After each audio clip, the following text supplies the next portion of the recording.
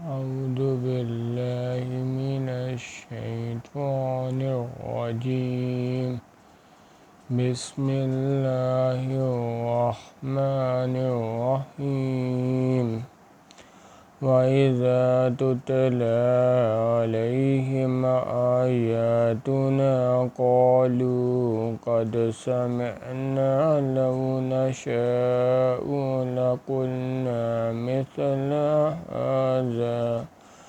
مثل هذا إن هذا إلا أساطير الأولين۔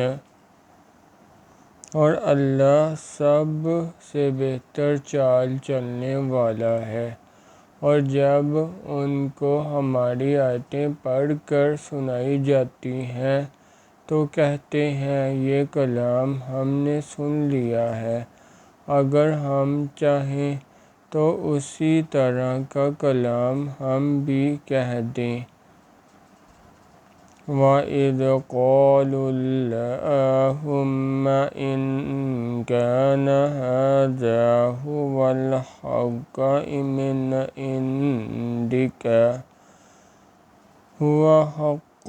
مِنْ عِنْدِكَ فَأَمْطِرْ عَلَيْنَا حِجَارَةً مِنَ السَّمَاءِ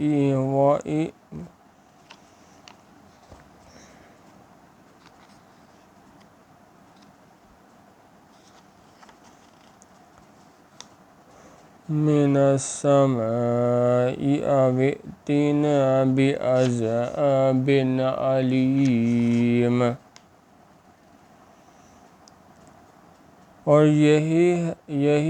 اور یہ ہے ہی کیا صرف اگلے لوگوں کی حکایتیں ہیں۔ اور جب انہوں نے کہا کہ اے اللہ اگر یہ قرآن تیری طرف سے برحق ہے تو ہم پر آسمان سے پتھر برسا یا کوئی تکلیف دینے والا عذاب بھیج۔ وَمَا كَانَ اللَّهُ لِيُعَذِّبَهُمْ وَأَنْتَ فِيهِمْ وَمَا كَانَ اللَّهُ مُعَذِّبَهُمْ وَهُمْ يَسْتَغْفِرُونَ۔ اور اللہ ایسا نہ تھا کہ جب تک تم ان میں سے تھے انہیں عذاب دیتا، اور نہ ایسا تھا کہ وہ بخشش مانگے اور انہیں عذاب دے۔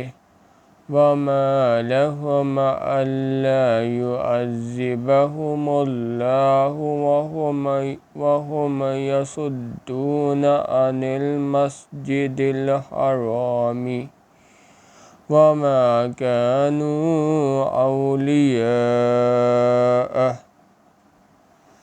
إِنْ أَوْلِيَاؤُهُ إِلَّا الْمُتَّقُونَ وَلَٰكِنَّ أَكْثَرَهُمْ لَا يَعْلَمُونَ۔